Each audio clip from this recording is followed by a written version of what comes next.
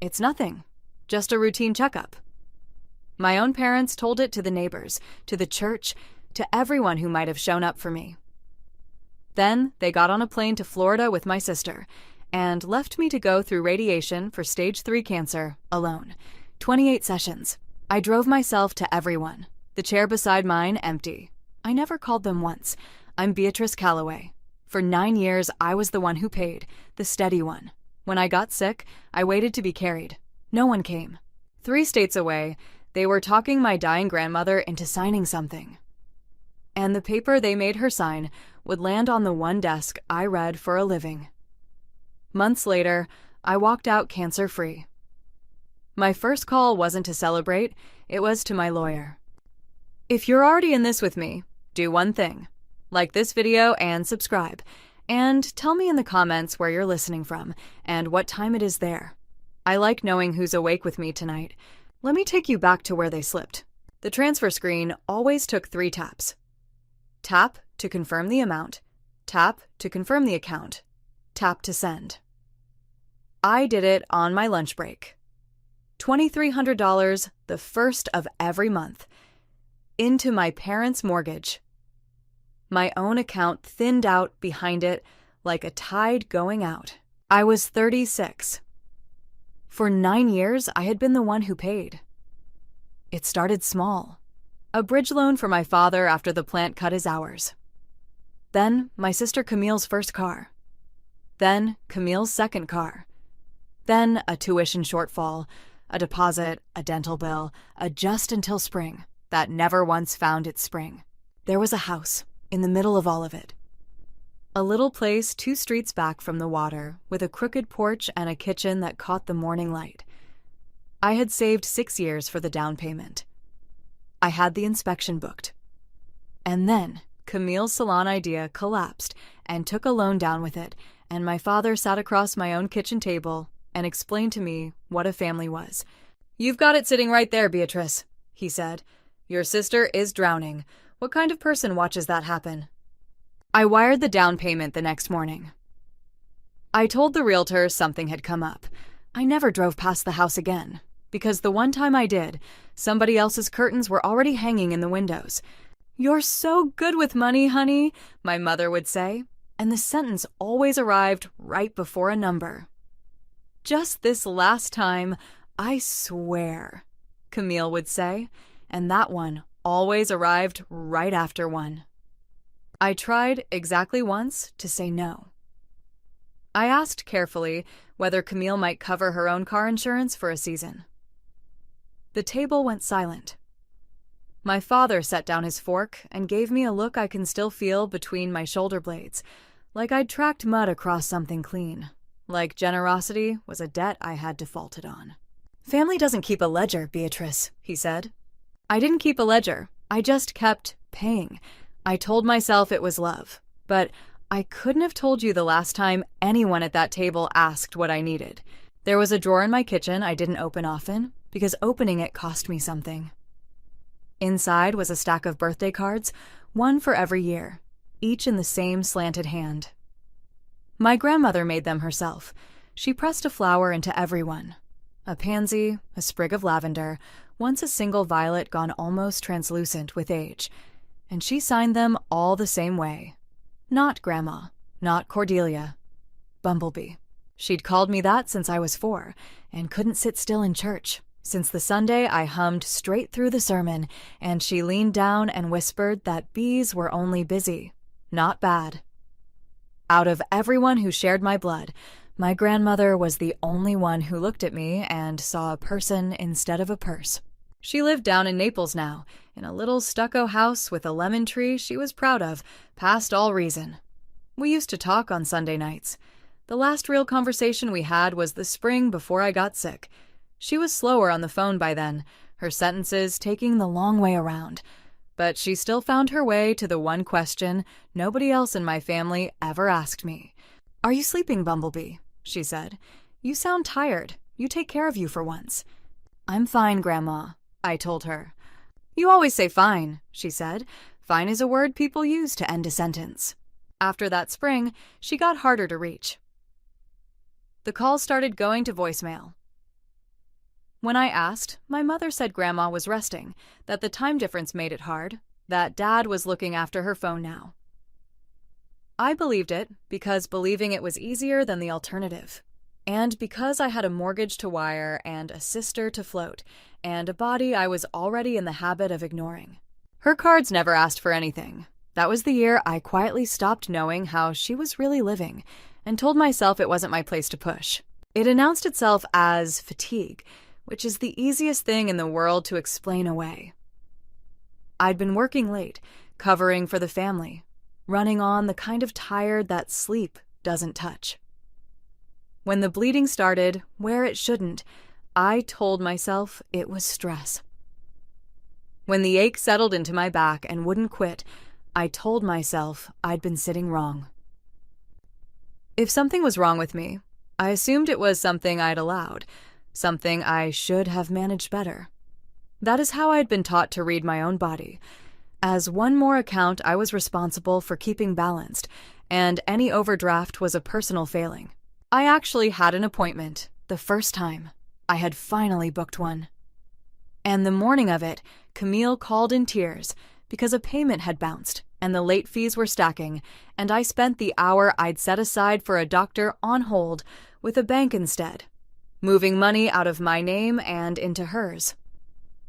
I rescheduled the appointment for sometime next month. I chose the family's account over my own body and didn't even notice I had done it. It took 2 more months before I went. Then the office called back, 2 days later. "We'd like you to come back in," the nurse said. "Soon." I went in alone. By then, it was a habit. I didn't understand yet what soon was about to mean. The steady one was about to break. The air conditioning in the consult room was louder than the doctor's voice. I remember that. I remember the vent, ticking somewhere above me, and the cold seam of it across the back of my neck, and how it seemed to grow until it was the only thing in the room with any volume. "Stage 3, she said. "It's cervical, stage 3C. She kept talking, and some part of me, the part that reads documents for a living, the part that organizes, clicked on and began taking notes, while the rest of me drifted somewhere near the ceiling.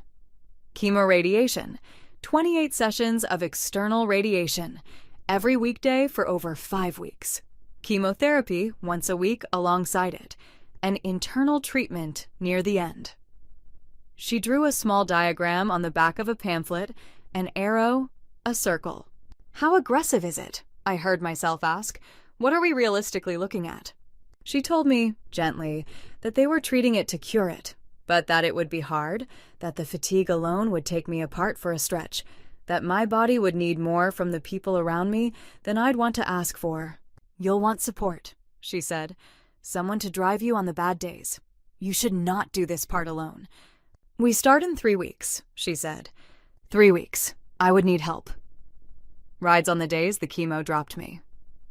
Someone to sit in the second chair. I called my mother. The phone went hot against my ear before she even picked up. I could hear them in the background. A clink of glasses, my father's laugh, the particular acoustics of a kitchen where everything is fine. "Mom," I said, "it's cancer. It's stage 3. I need to tell you what the doctor said." There was a pause. Not the pause of a mother absorbing a blow, a shorter one, a calculating one. "Well, let's not alarm everyone," she said. "I'm not asking you to alarm anyone.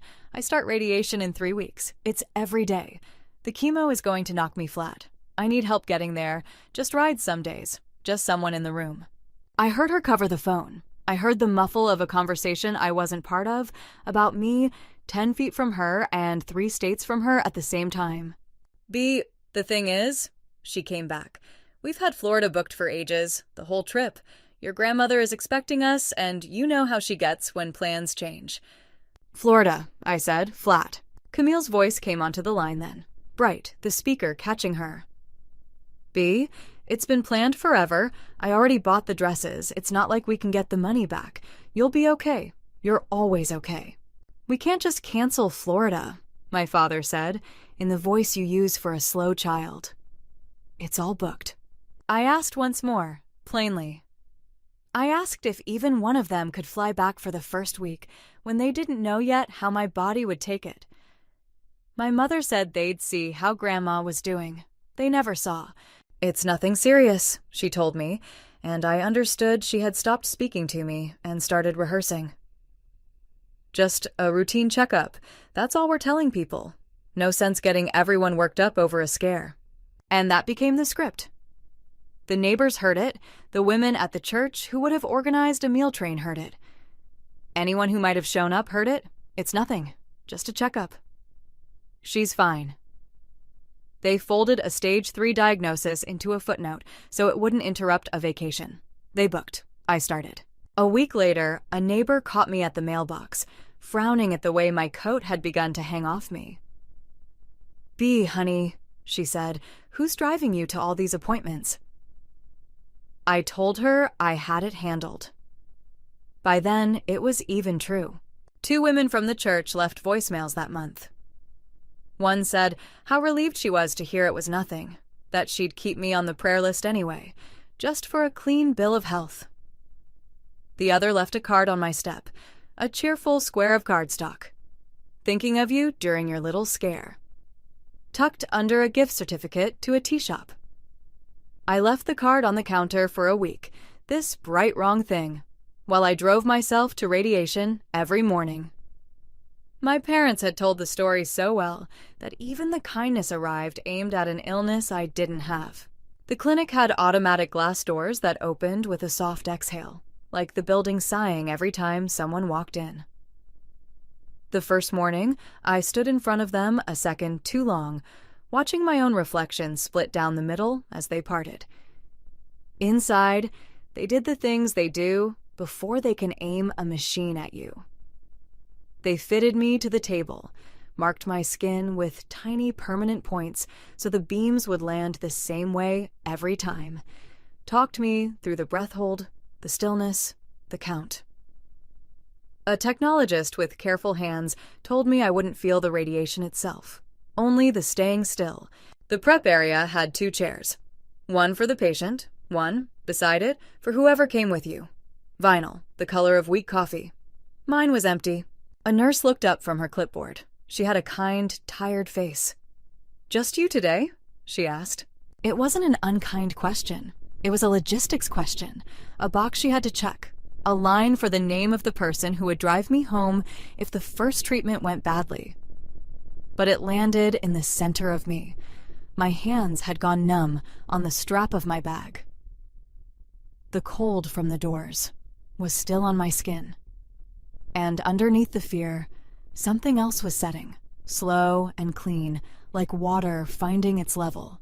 "Just me," I said. "Write it down." She did. She wrote my own name in the line for next of kin because I gave her no one else, and she didn't make me explain it. I made a decision that morning, standing in that doorway between the cold outside and the cold in. I told no one what it was. I stopped waiting to be carried. By the second week, I had the drive memorized, every light, every turn, the exact place where the radio lost the station.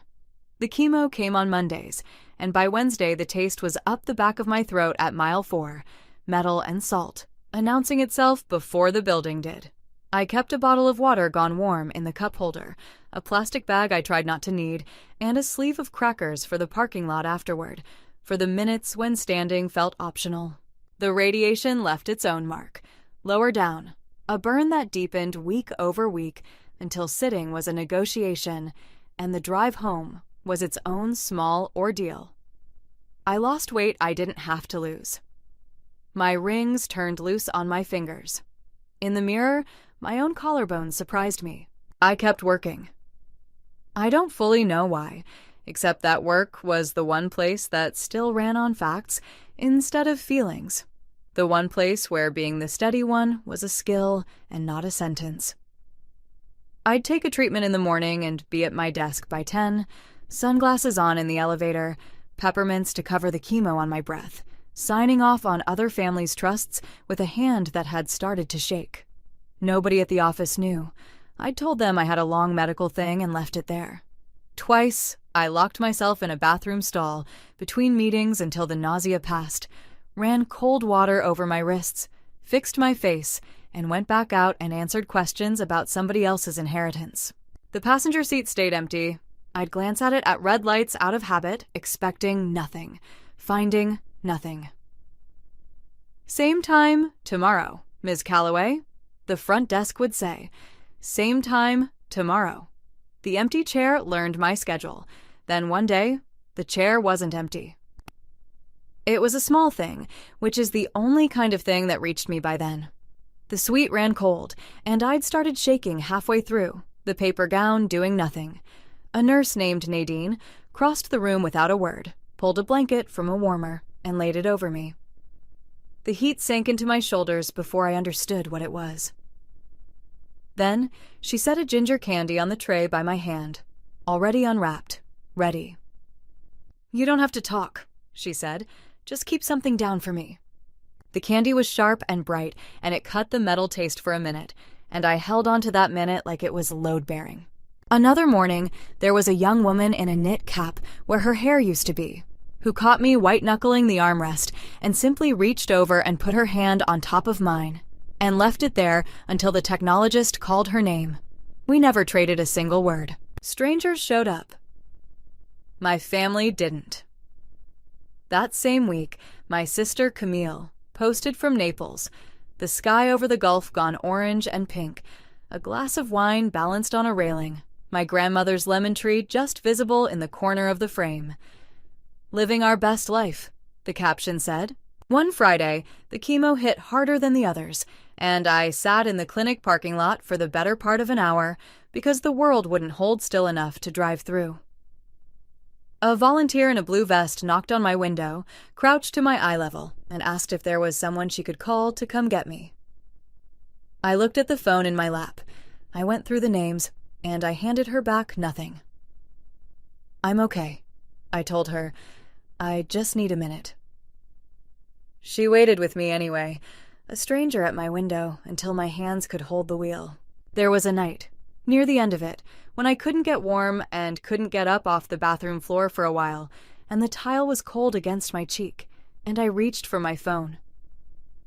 My thumb found my mother's name. It hovered there. I thought about the laugh in the background of that first call. I thought about Florida and the dresses that couldn't be returned. I thought about every call I'd made since that had gone to voicemail. Every text that earned a thumbs up and nothing else. I'd sent one more, a week before, the day my doctor said I'd reached the halfway mark. 14 sessions down. I typed it out and stared at it and finally sent it, because some animal part of me still wanted someone to know. A thumbs up came back. Nothing else. So that night, on the floor, I watched the screen dim under my thumb, and then go dark, and I let it. I set the phone face down on the tile and pushed myself up alone, the way I'd done everything alone for months. No one was coming, so I stopped asking them to come. Silence felt like the only honest thing I had left. I didn't know yet that my silence was being shaped into a weapon while I slept.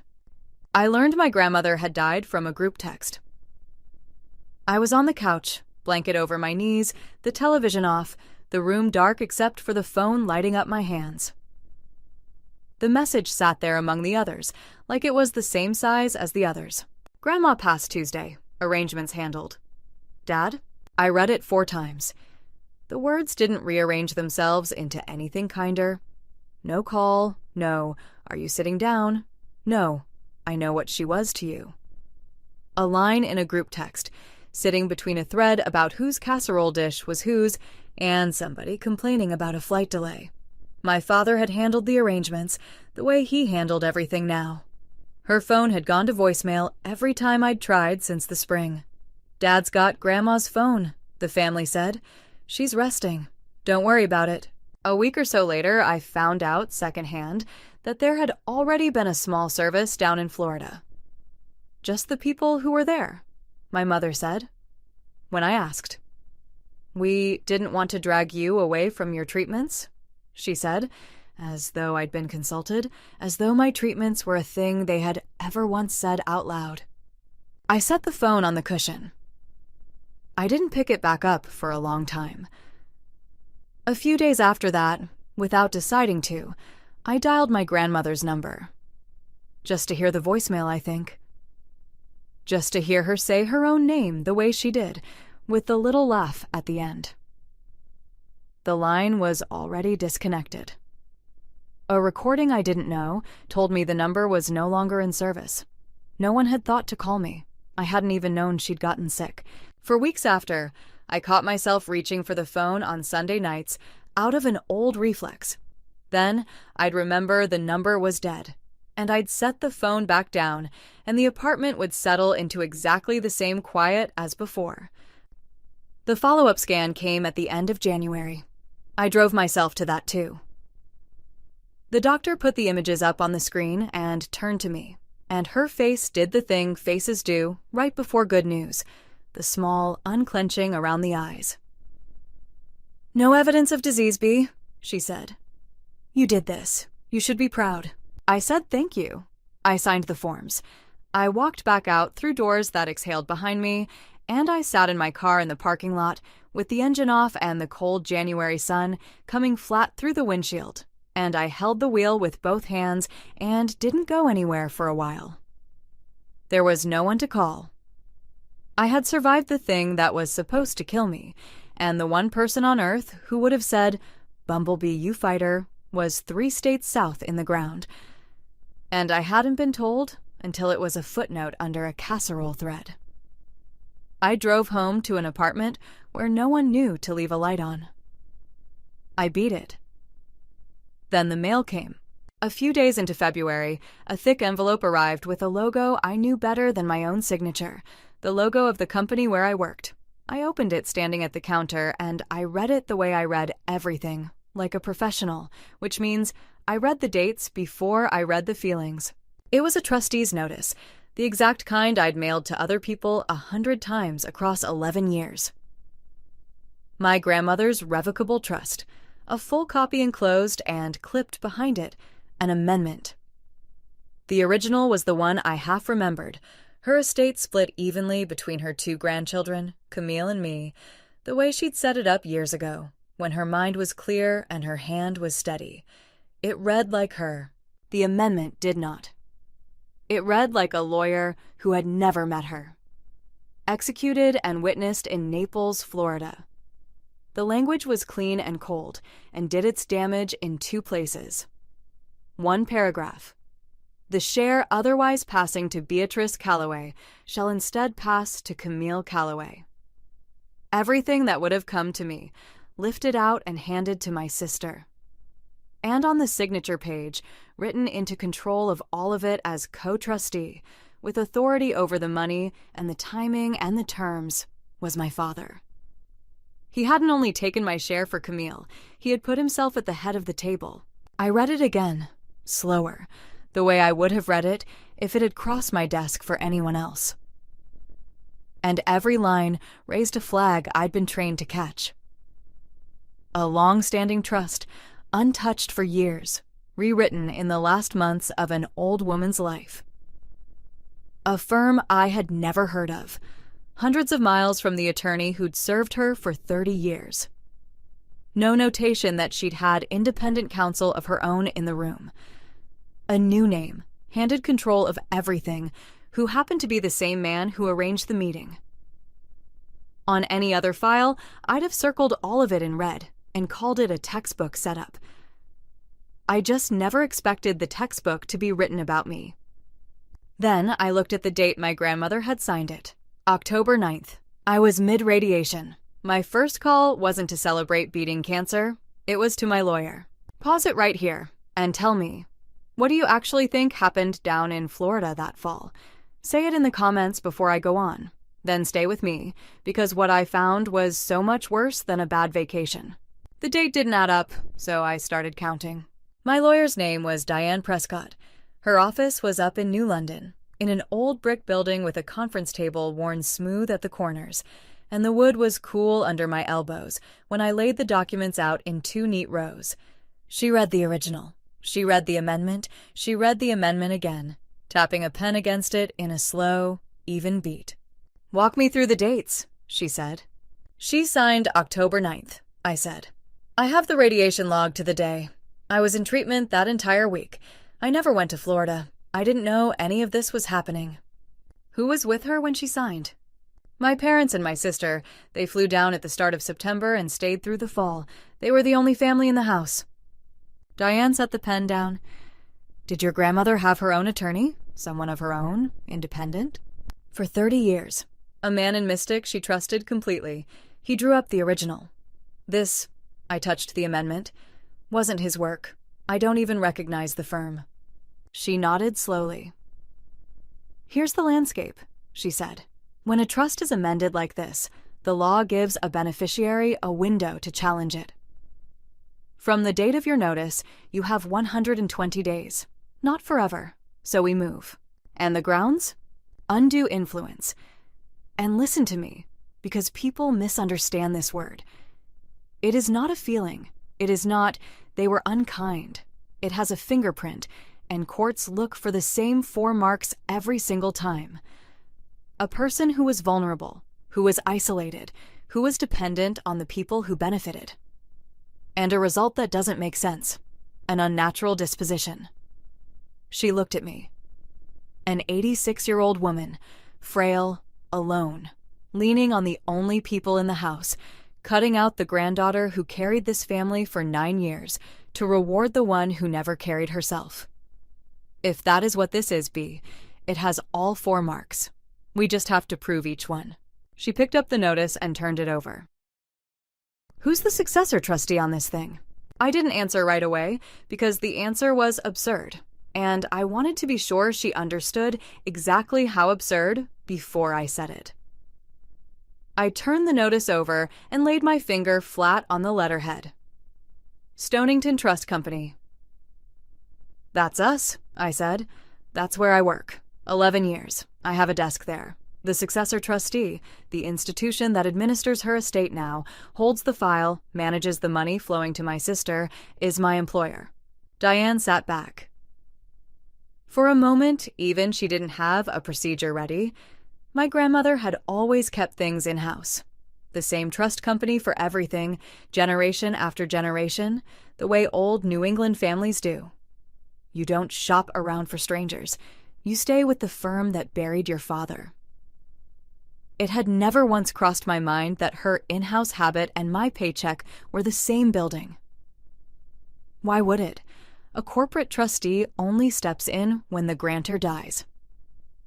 So while she was alive and being walked toward that signature, the file sat with some outside lawyer in Florida, nowhere near me. It only came home to roost the week she died. My employee badge was still clipped to my bag. It knocked against my ribs when I stood up. The trail led to my own desk, but I wasn't allowed to touch it.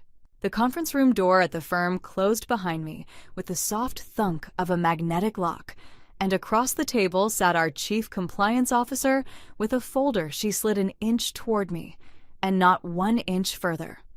You cannot go near this file, B, she said. You know that better than anyone in this building.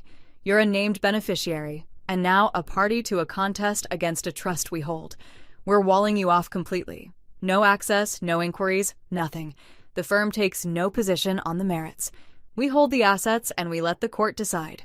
We've already brought in outside counsel to handle the administration so that no one, not your father, not a judge, not a reporter, can ever say a Stonington employee put a thumb on the scale.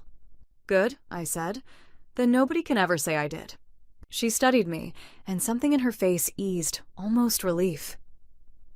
I have to ask, do you want to stay on through this? Some people take leave. It can get loud. I'll take the leave, I said. I had already decided. I wasn't going to do my job in the same hallway where my grandmother's stolen estate sat in a vault. She nodded. As a beneficiary, you still have rights the wall can't touch. You're entitled to the accounting, to the full picture of what's in there. She paused and lowered her voice. $680,000, B. That's the size of the share that moved out of your name. There was a strangeness to it I hadn't braced for. These were people I had eaten lunch with for 11 years. The woman 2 offices down had quietly covered my files during treatment without ever knowing why. Now they slid their eyes off me in the hallway. Because a Stonington name was attached to a family fight nobody wanted near them, and overnight I had become the wrong kind of interesting. I packed a box that afternoon, my mug, one photograph, the little jade plant from the windowsill. And I carried it out past the vault, where her file now lived behind a door I no longer had the clearance to open. 11 years, and I left through the same glass doors as the visitors. Leave meant no paycheck while I fought this, and the savings I'd already poured into other people's emergencies thinning out again. But I would rather be broken clean than comfortable and compromised, walled off, but entitled to the truth. To prove they had pressured her, though, I needed more than a date and a feeling. I needed someone who had been inside that little stucco house in Naples, in the room, when it happened. Diane found her in under a week. A home health aide named Deborah Hale, who had lived in my grandmother's house for the last 2 years, cooking her meals, sorting her pills into the little plastic days of the week, sitting with her on the Lanier in the evenings while the heat came down off the day. I called her myself. The line rang a long time. My grandmother's photo was the wallpaper on my phone, the lemon tree behind her shoulder, and I stared at her face while it rang. "Hello?" Deborah Hale said. "Miss Hale, my name is Beatrice Calloway. I'm Cordelia's granddaughter." There was a silence on the line. 1 beat, 2. "Beatrice?" she finally said, and her voice changed, softened, caught on the edges. "Oh, honey." She wondered why you never called. Right up to the end, she wondered. The phone felt very heavy in my hand. I had to sit down. She wondered why I never called. I had called. They just never put her on. I asked Deborah what my grandmother's days had looked like, toward the end. She told me about the chair by the window where she sat most afternoons, a photograph of the two of us from some long-ago summer propped on the sill beside her, and how she would touch the frame sometimes without seeming to notice she was doing it. I got a notepad and pressed the pen so hard into the page that the paper creased, because I needed something to do with my hands, while Deborah Hale told me about the last months of my grandmother's life. She told me how it had been. My grandmother, slower every week, then unsteady on her feet, then leaning on the family for everything. Her rides to the doctor, her mail, her phone, her whole sense of what was happening up north. She heard about all of us only through them. And what she heard about me was always the same. "Your father said it right at the kitchen table," Deborah said. More than once. I was standing at the counter, close enough to hear every word. He'd say, "Bee's moved on from us, Mom. She's got her big career, her own life now. She doesn't have time for family anymore." And your mother would shake her head, real sad, like it was just such a shame. They said it in front of her so many times she started saying it back to me. She'd sit by the window and say, "I suppose Beatrice is just too busy for an old woman now." Did she believe it? I asked. My voice didn't sound like mine. "She did, by the end," Deborah Hale said quietly. She couldn't reach you, and they kept telling her why, and what's an old woman supposed to think? There were times she asked me to help her dial you. She'd have your number on a slip of paper in her sweater pocket, but your father kept her phone on the charger in his room, said he'd put the calls through for her later. I never once saw later come. "She still made your card," Deborah Hale said, quieter. "Even that last year, I found her at the table one afternoon with her good pen and a flower pressed flat between 2 paper napkins, working at it slow. She said it was for her bumblebee. She couldn't quite remember your address anymore, so she'd written it 3 different ways on 3 envelopes and couldn't choose between them. I don't know what became of it. I think your father found it before it ever got mailed." She paused. "She never stopped making them. She just stopped being able to send them. I wrote it down. I wrote all of it down. They hadn't only abandoned me. They had written me, out loud, into a granddaughter who had turned her back and made the woman who loved me most, read the part alone, in a house I wasn't even allowed to know was falling down. They wrote me out loud. Then Deborah Hale mentioned a date. "The day those lawyers came to the house," she said, "with the papers and a man to witness it. I remember the date because I had to help your grandmother out of her chair and over to the dining table, and she wasn't strong enough that morning to hold the pen steady on her own. It was the 9th of October. Your father stood right at her shoulder the whole time. He kept his hand on the back of her chair. I had 2 calendars open in front of me by then. My radiation schedule, every session checked off in my own hand. And the amendment, with its date. I laid one over the other. October 9th, I said. That morning I was throwing up in a clinic parking lot. While I was on my knees on the asphalt outside the cancer center, too gutted by the chemo to drive for 20 minutes, 3 states away, a stranger in a suit was steadying my grandmother's hand toward a signature line, and my father was standing close enough to watch the ink go down. 2 calendars. 1 ugly overlap. Did she understand what she was signing? I asked. Deborah Hale was quiet a moment. She trusted them, she said. The man read it out in lawyer words, fast, and your father kept saying, "It's just to make things simple, Mom, just to take the burden off you." She kept asking where Beatrice was. She asked it twice. Your mother told her you couldn't be bothered to fly down for her, so she signed. She thought she was tidying up after a granddaughter who'd walked away. She told me that night she hoped maybe it would bring you back somehow if you saw she'd thought of the family. She left you something? Deborah Hale said then, her voice dropping low. Before the end, she made me promise. She didn't trust it to anyone in that house but me. It came in the mail a few days later. A padded envelope, my name on the front in Deborah Hale's careful square print, and inside it, a second envelope, sealed, older, my grandmother's slanted hand across the front. For Beatrice. The paper was heavier than I expected, the way a thing is heavier when someone has held it a long while and meant it. I waited in both hands a moment before I could make myself break the seal.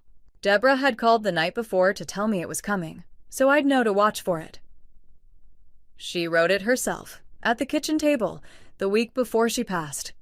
Deborah said. It took her 2 afternoons, her hand the way it was.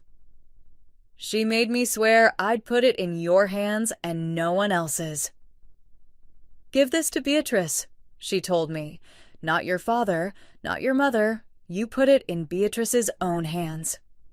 I kept it zipped inside my own bag the whole time after, through the service, through all of it. I wasn't going to let anybody take it off me.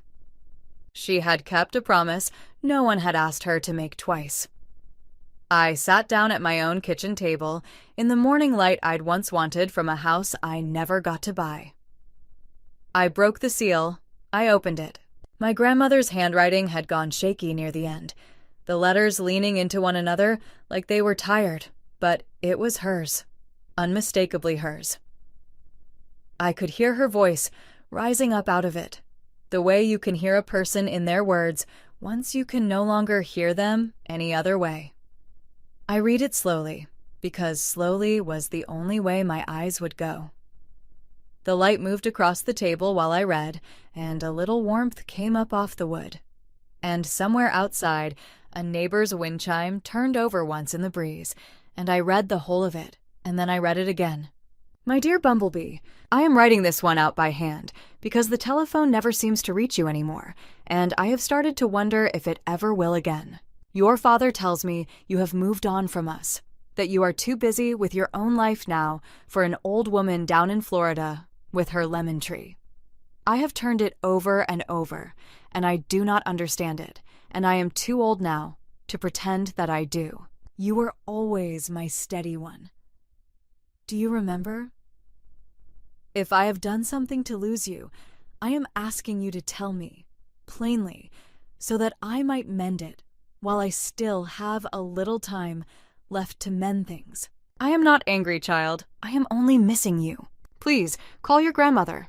All my love always. At the bottom, tucked into the last fold, dried flat and gone almost to lace, was a pressed flower. A single violet, like every year of my life. She had written this believing I had abandoned her.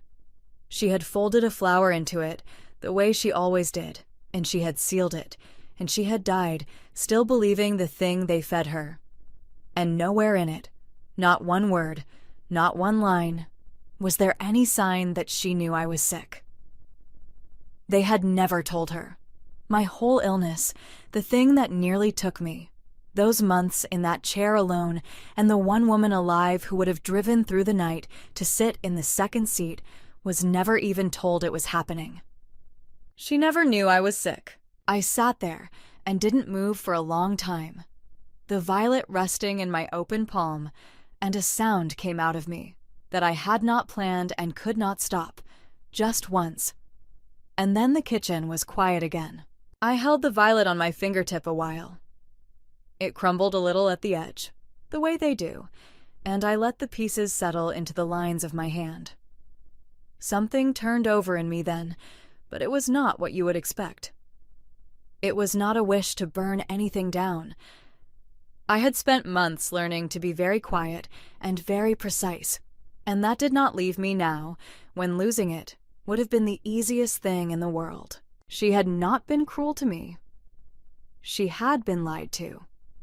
And that changed what I owed her. Not less, but different. I did not owe her my rage. Rage would only have been about me. I owed her the truth, put back where it belonged, in writing, in her name, where anyone could read it and know that she had never stopped loving me, and that I had never stopped loving her. Not revenge. The record, set straight, I slid the letter into a clear sleeve, the way I had handled 1,000 documents that belonged to other people, and for a moment my hands knew the motion before I did. Then I set it apart from the rest of the pile in its own folder, because it was not evidence to me, whatever it might become to a court. It was the last thing she ever said to me, and she had said it reaching for me in the dark they had built around her. I would let the lawyers call it an exhibit. To me, it would always be a hand held out across 3 states, and a year too late. That night I called Diane and read her the letter over the phone, the whole of it. And when I finished, there was a silence on her end longer than a lawyer's silence usually runs.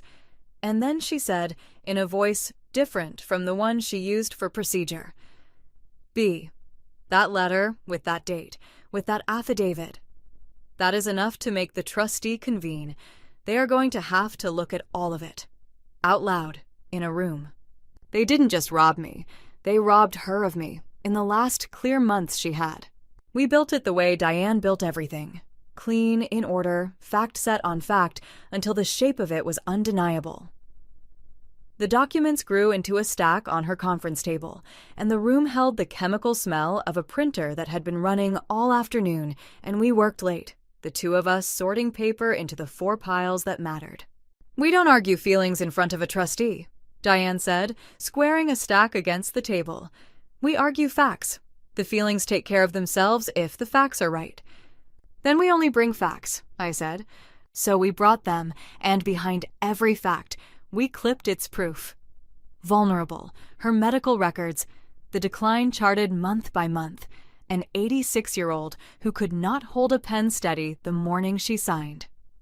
Isolated, alone in Naples, hundreds of miles from anyone but the people who stood to gain. Dependent, her rides, her mail, her telephone, every thread to the outside world running through my parents' hands. And the unnatural result, a trust rewritten to erase the granddaughter who had carried this family for 9 years in favor of the daughter who had never once carried herself, signed not by her own attorney of 30 years, but by a firm her son had brought to the house. Getting my own piece of it carried its own small indignity.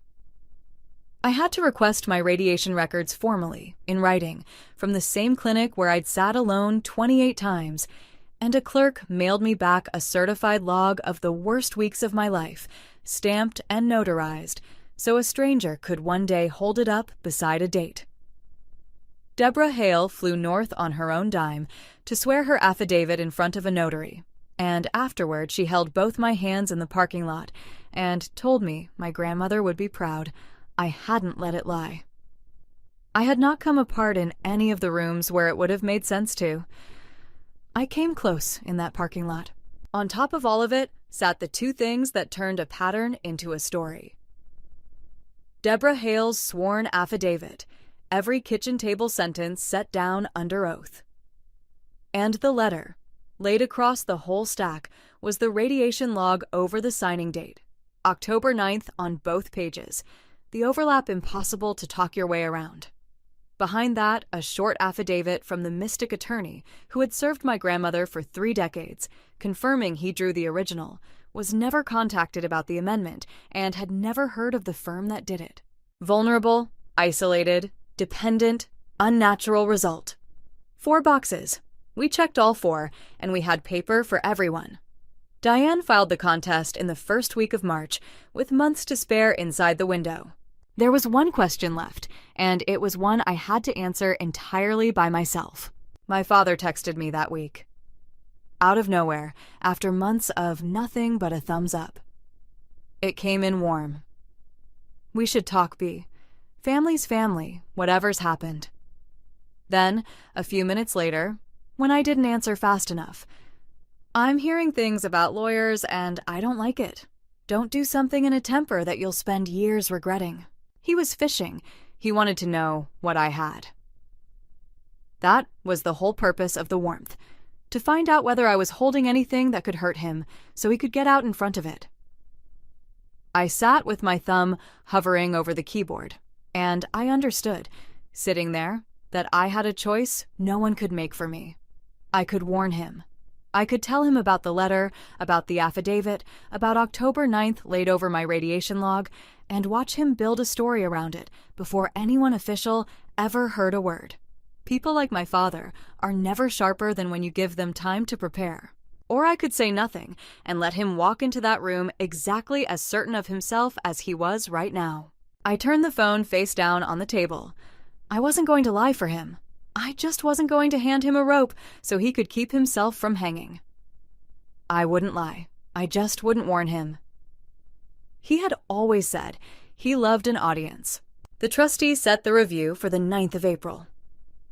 Diane walked me through it the night before, packing her folders. A trust company facing a serious, documented contest has to decide whether to defend the amendment or step back and let it fall, she said. And to decide, they bring everyone in, the family, both sides' counsel, the firm's fiduciary committee, the senior names, around a long table. He'll want to explain himself, Diane said. Men like your father always do. The trick is to let him. And understand the kind of room it is. There's a stenographer. It is on the record. Everything anyone says in there gets minuted, word for word, and the minutes are permanent. You don't have to say much, Diane told me. In fact, the less you say, the louder the paper is. Let me carry it. You just have to sit there and be the person the letter is about. I asked her what would happen to my parents afterward. That isn't ours to engineer, she said. We put the truth on the record. What it cost them, it cost them.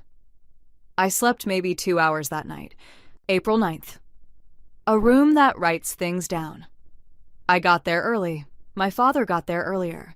Through the glass wall of the conference room, I watched him work the table before it began, moving chair to chair, shaking every hand on the committee, a warm word for each, broad and certain and gleaming, a man who had never once met a room he couldn't charm. The minutes binder sat closed at the head of the table. The stenographer rested her fingers on her keys. A chair scraped as my father sat, and he did not wait to be asked anything. He spread his hands, the picture of a grieving, reasonable son. My daughter abandoned this family, he said warmly to the whole table. It pains me to say it, but it is the truth, and my mother saw it clear-eyed, and she made a choice while she still could. That is all this was. A sharp woman deciding about her own money. He told them a small story then about my grandmother haggling a farm stand down to nothing 30 years ago, sharp to the last. A couple of them smiled. He had always been able to make a room smile. These were his kind of people, or so he carried himself. Men and women who decided large things across polished tables. And he spoke to them as peers. For the first few minutes, they let him. Then Diane began, and she did not perform at all. She set the first page down on the table the way a person lays down a single playing card. Diane did not raise her voice.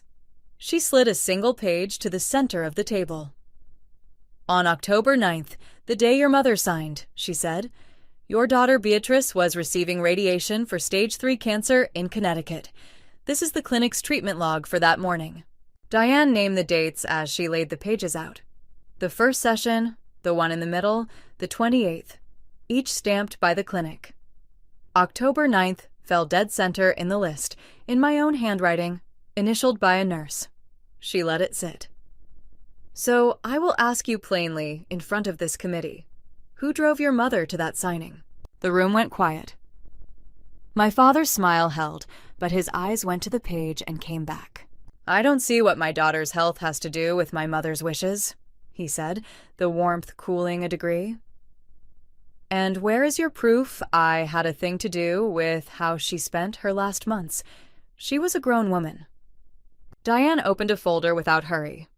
Did anyone in that house hide my client's illness from your mother? She asked. Nobody hid anything, my father said, flat now. My mother was sharp as a tack. She knew everything she needed to know. Diane slid a thicker document down the table to the committee chair, a woman with reading glasses pushed up into gray hair. This is a sworn affidavit from Deborah Hale, your mother's live-in aide of 2 years, she said. She states under oath that your mother was unsteady, dependent on this family for every contact with the world outside that house, and was told repeatedly, at her own kitchen table, that Beatrice had, in your exact words, moved on. She set a second page beside it. And this is from the attorney who served your mother for 30 years. He drafted the original trust. He was never contacted about the amendment. He had never heard of the firm that wrote it. That woman was hired help, my father said. She doesn't know what she saw. She was in that house every day for 2 years, Diane said. She knows exactly what she saw. It is sworn, and it is specific. The chair read for a moment, then looked up. Mr. Calloway, she said, who selected the firm in Florida? My father's mouth opened and closed and opened. Arrangements were made, he said. She wanted it handled. By whom?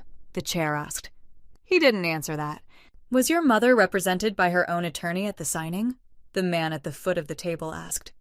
Anyone independent of the family? My father said she hadn't felt the need for one. The man wrote something down and did not look back up. My father changed tack. Let's be honest about what this really is, he said, warm again, turning to the table. My daughter is angry she wasn't left more. That's all this ever comes down to. Money? Diane set down a different stack. My client paid this family's mortgage for 9 years, she said, sliding the records into the light. Her sister's cars, a down payment on a house she never got to buy. If this were about money, sir, she had 100 easier ways to get it. She squared the pages. She is not here about money. She is here about a letter.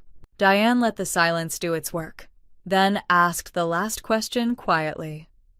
If no one steered anything, sir, then why did your mother die believing her granddaughter had stopped calling when her granddaughter was calling a telephone you were holding? He started to answer. Diane reached into her case and set a small sealed envelope on the table between them, my grandmother's slanted hand visible across the front, and she said nothing at all. 2 of the committee members glanced at each other. The chair had stopped writing. She opened it slowly. She unfolded the page with both hands, the way you handle a thing that cannot be replaced, and she read my grandmother's letter into that room in a voice gone very quiet. My dear Bumblebee, I am writing this one out by hand because the telephone never seems to reach you anymore. Your father tells me you have moved on from us. A man at the foot of the table set his pen down. You are always my steady one. If I have done something to lose you, I am asking you to tell me so that I might mend it while I still have a little time.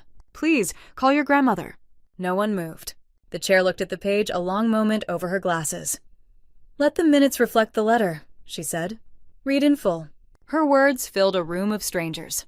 I looked across the table at the man who had done this, and for the first time in my life, I did not think of him as my father. I thought of him by his name, Walter. Then Lorraine stood up. Her chair went back hard against the floor. "She's doing this to punish us!" Her voice cracked on us and kept climbing. "After everything we did for that girl. Everything." Walter reached for her arm. She tore it away. The water glass by his hand rattled on the table. Beatrice always thought she was better than this family. I let her go. I did not lift my voice over hers. When the chair finally turned and looked at me, waiting, I said one thing. "I'm doing this so the record is true," I said. "That's all?" Walter knew I was sick. He just needed my grandmother not to. The chair closed the binder. The firm would not defend the amendment, she said. The matter would go to the court to be set aside, and the committee would note, for the record, the marks of undue influence. She thanked the family for their time in a voice gone formal and final. My father did not work the room on his way out. No one rose to take his hand. I stayed quiet. The room had heard enough. They came to perform. They got minuted. A few weeks later, the court voided the amendment. Undue influence in a written order on the permanent record. My grandmother's trust snapped back to the thing she had actually built with her own steady hand before they got to her. Split evenly between her two grandchildren, the way she meant it. My share came home to my name. My father lost his seat as co-trustee, and with it, the one thing he had guarded above the money, his standing. In front of that committee, in the small New England circles where the Callaways had always been known as good people, the story did not survive its own minutes. People talk. Minutes are permanent. He stepped down from the boards and committees he'd chaired for years, before anyone had to ask him to. The men whose hands he'd shaken at that long table stopped returning his calls. Word of it reached the church eventually. The same congregation that had been told it was nothing, just a checkup. My mother stopped going to the early service. I heard it secondhand, from the edge of a room I was no longer standing in.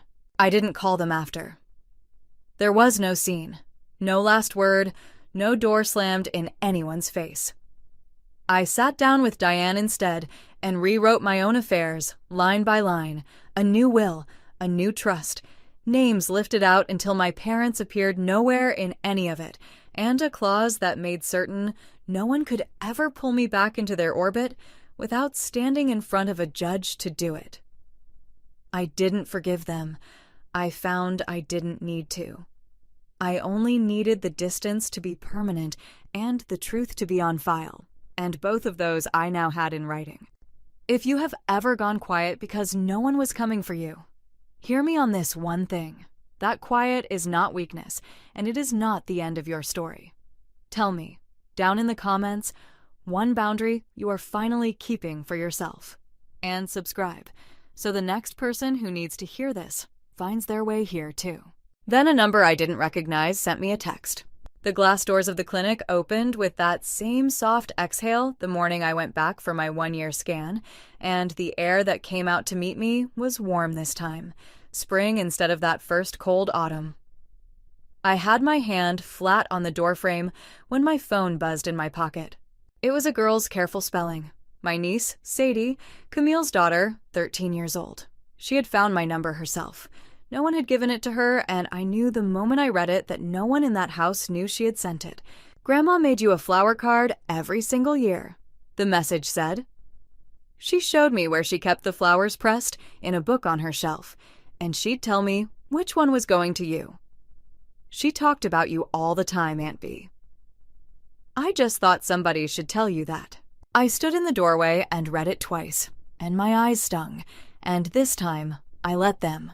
Right there in the warm spring light with the doors waiting patient and open beside me. I'd like to hear about her sometime. I wrote back, whatever you remember. The reply came quick. I'd like that too, Aunt Bee. Behind me, an old woman was coming slowly up the walk toward the doors, a cane in one hand, no one with her. I held the door, and I waited, and I let her go in ahead of me. Bumblebee, the steady one. By choice, this time,